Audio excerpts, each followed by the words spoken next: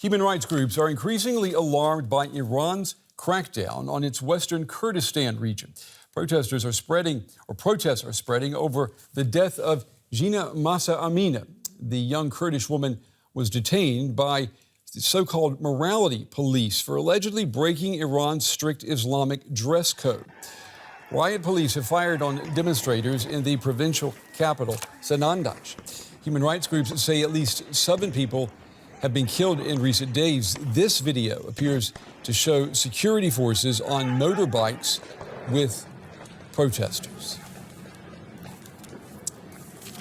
Well, for more now, I'm joined by Kamran Matid. He's a senior lecturer on international politics at the University of Sussex and is following the protests in Iran closely. It's good to have you with us tonight. We understand that Iran's Kurdish regions have been basically cut off from any internet access. What are you hearing, particularly from around the area, Sanandaj and other cities in that region? What we are seeing, given the intermittent access that people have to internet, despite that, the reports which come out of the region indicate 2 things. One is that the security forces and even military forces have massed in the city of Sanandaj, which is the provincial capital city of the province of Kurdistan. And for 25 days in a row, they have been kind of repressing the protesters.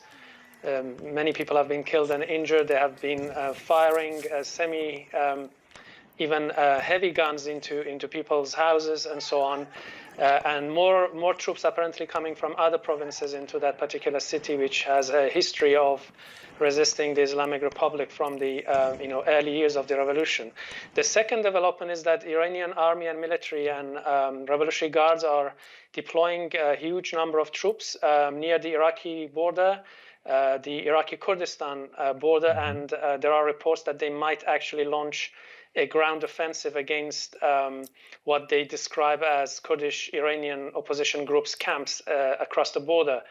So this seems to be part of the regime's attempt to divert attention from the protests and also provoke Kurdish groups into military action in order to kind of create a pretext for intensification of the repression in the cities and in other parts of the country. And does this also mean, or does it tell you that the Islamic Republic considers the Kurds to be the biggest threat to power? Well, to the extent that Kurdish opposition groups are among the most organized groups, and Kurdish society in Iran generally is very organized politically.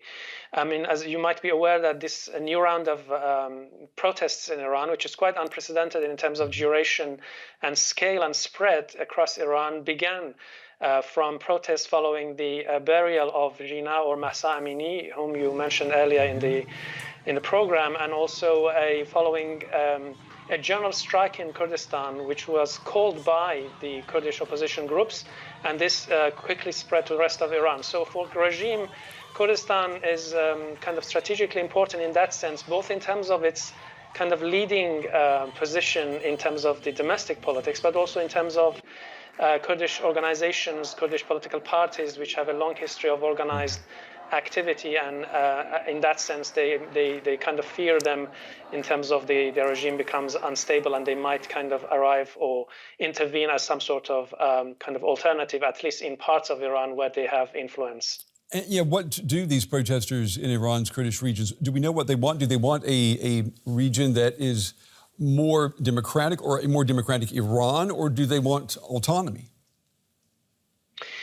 Well, the question of national political and cultural rights have always been part of the protest movement in Kurdistan. But at the moment, actually, the protest slogans in Kurdistan are no different from what you hear in the rest of Iran.